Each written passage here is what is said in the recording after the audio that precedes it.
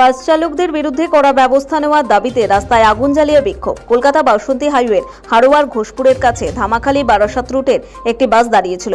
পিছন দিক থেকে যখনই একটি শ্যামবাজার মালঞ্চ রুটের বাস আসে, তখনই ধামাখালী বারাসাত রুটের বাস জোরে চালানোর চেষ্টা করে।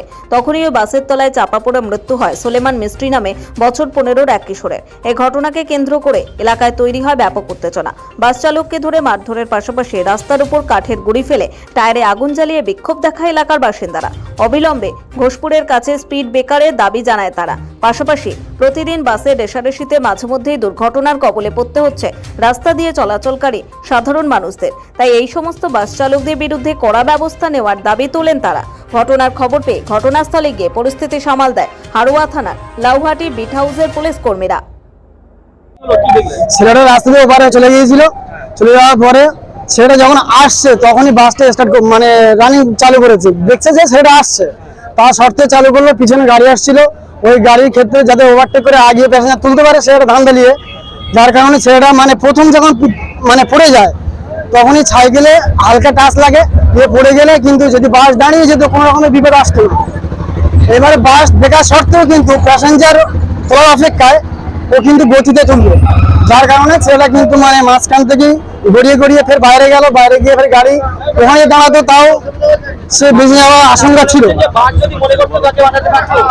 বাস যদি মনে করতো যে ওই ছেলেটাকে যে বেঁচে যাবে তা পারতো, কিন্তু মানে বাস ও প্যাসেঞ্জারের আশা করে কিন্তু আজকে যে ব্যক্তিরা মারা গেল। এটা ঘটেছে বিশেষ করে এখানে একটা আগে গাড়াল ছিল, গাড়াল থেকে প্রথমে অনেক পূর্বে অ্যাক্সিডেন্ট প্রচন্ড টাকা হয়েছিল, তখন কিন্তু মানে প্রশাসন বলা হয়েছিল, তারপরে গাড়াল দিয়েছিল, সেখান থেকে টুকটাক মানে অ্যাক্সিডেন্ট হয়, হয়তো মানে কোনো চোট হয়, কিন্তু এরকম মারমান্তিক অবস্থা হয়নি।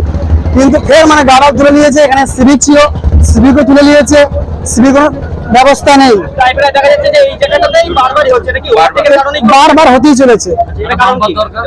বিশেষ করে এটা ওভারটেক কারণে হচ্ছে, আর বিশেষ করে বাসের যত ড্রাইভার গুলো আছে এরা মারমান্তিক কঠোর ভুল করে চলছে। আর প্রচন্ড এখন আমরা বিশেষ করে চাইছি প্রশাসনের কাছে আমরা মানে দরখাস্ত, এখানে একটা হাই বাম্পার আমাদের প্রয়োজন, 2 নম্বর প্রয়োজন আমাদের সিভিক, 3 নম্বর প্রয়োজন হচ্ছে আমাদের গার্ড অফ লেগ গার্ড যদি না থাকে কিন্তু মানে আগামীতে মানে ক্ষতি হতেই থাকবে। আমার নাম মোহাম্মদ হাবিবুল্লাহ। অ্যাক্সিডেন্টটা বলতে এখানে প্রায় দুর্ঘটনা ঘটে, শুধু ওই বাসগুলো এত রাত চালায়। এই রুটে যে বাস, একটা বাস মাইলে 3-4টে একসঙ্গে আসতেছে, ওভারটেক হচ্ছে। এরা গাড়ি কোনোদিন 16 গতিতে চালায় না। আর যত দুর্ঘটনা এই চণ্ডীপুর থেকে আর এই ঘুষিঘাটের মধ্যে দুর্ঘটনায় বাসে ঘোষপুরি বেশিরভাগ হয়। এখানে আমরা প্রশাসনের তরফে চাইছি এখানে একটা বড় একটা মোটা বাম্পার করে দিতে। আর এখানে বেরিয়েল নেই, ঘটনা হচ্ছে এখানে দুর্ঘটনা ঘটবে কি, এখানে ঘোষপুরি যে বেরিয়েল গুলো ছিল সেই বেরিয়েল গুলো তুলে দেওয়া হয়েছে, বেরিয়েল নেই, এই কারণে দুর্ঘটনা ঘটছে, আগে ঘটতো না।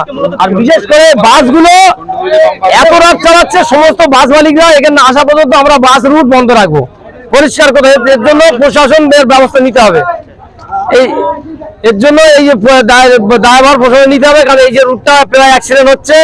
আমরা বারে বারে জানানো হয়েছে প্রশাসনের কাছে যে এখানে একটা বড় বাম্পার করানো হোক, বা এখানে বেরিয়েল গুলো একটা বেরিয়েল নেই, দেখেন এই ঘোষপুরে একটাও বেরিয়েল নেই, ঠিক আছে। এখানে যে আগে সিভিক থাকতো, যে স্কুলের বাচ্চাগুলো যায়, আমাদের চণ্ডীপুর স্কুল আছে, ঘোষপুর স্কুল আছে, যে স্কুলের বাচ্চাগুলো এপার ওপার হয়, কোনো এখানে একটা সিভিকও নেই যে এখানে নিরাপত্তা হয়ে ছেলেগুলি পার করবে।